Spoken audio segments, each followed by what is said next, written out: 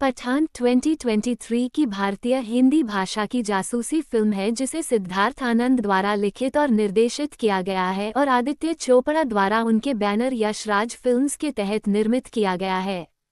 YRF spy universe पर आधारित इस फिल्म में शाहरुख खान, दीपिका पादुकोण और जॉन अब्राहम हैं। 4 यह एक था टाइगर 2012, टाइगर जिंदा है 2017 और वॉर 2019 के बाद स्पाई यूनिवर्स में चौथी किस्त है। ये यशराज फिल्म्स की सबसे महंगी परियोजना है।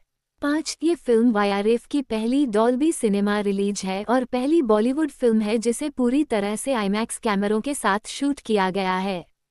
पठान को भारत में 25 जनवरी 2023 को गणतंत्र दिवस सप्ताहांत के साथ नाटकीय रूप से रिलीज किया गया था और आलोचकों और दर्शकों से आमतौर पर सकारात्मक समीक्षा प्राप्त हुई, जिन्होंने इसके एक्शन दृश्यों, संगीत और कलाकारों के प्रदर्शन की प्रशंसा की।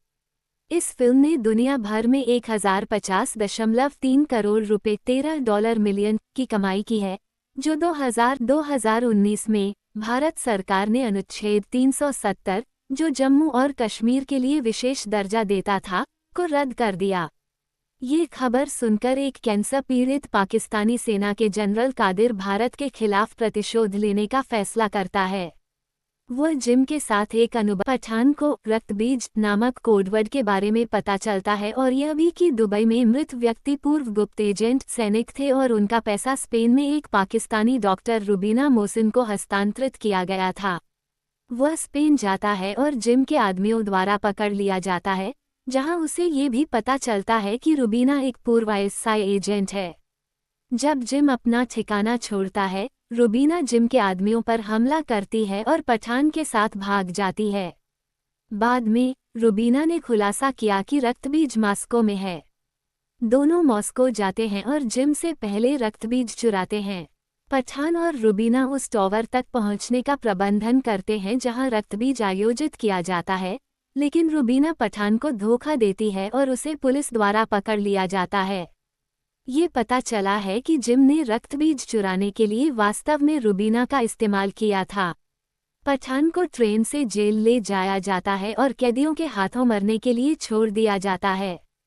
वह कैदियों से लड़ता है जहां अविनाश टाइगर सिंह राठौर उसे बचाने के लिए आता है, जैसा कि नंदिनी ने मोर्स कोड के माध्यम से सूचित किया था।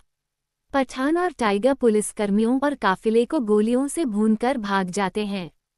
3 साल बाद पठान अफ्रीका की यात्रा करता है और जिम के गुर्गे राफे को पकड़ लेता है और भाग जाता है।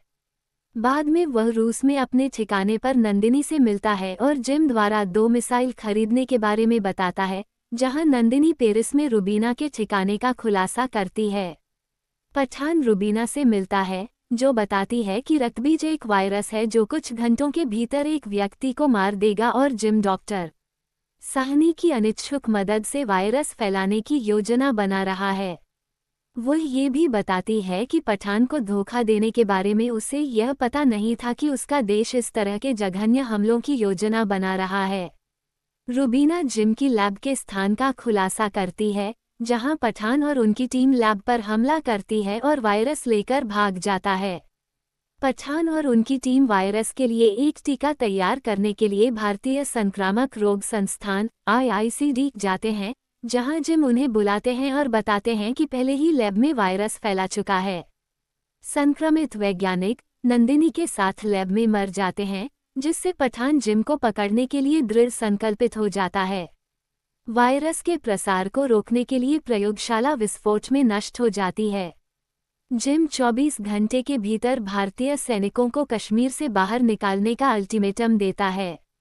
पठान मिसाइल के स्थान के बारे में राफे से पूछताछ करता है और उसे पता चलता है कि मिसाइल अफगानिस्तान में स्थित है। जिम के सैनिकों को एक जाल में फंसाकर पठान, रुबीना और उनकी टीम जिम के अड्डे पर हमला करती है, जहां वायरस को सक्रिय करने से पहले रुबीना द्वारा कादिर को मार दिया जाता है। पठान जेटपैक के साथ जिम का पीछा करता है और वे एक केबिन में दुर्घटनाग्रस्त हो जाते हैं। इस बीच रुबीना को पता चलता है कि रक्तबीज मिसाइल में नहीं है, बल्कि दिल्ली की ओर उतरने वाले एक यात्री से भरे हवाई जहाज में है। वह पठान को सूचित करती है, जिसे पता चलता है कि जिम के पास डेटोनेटर है।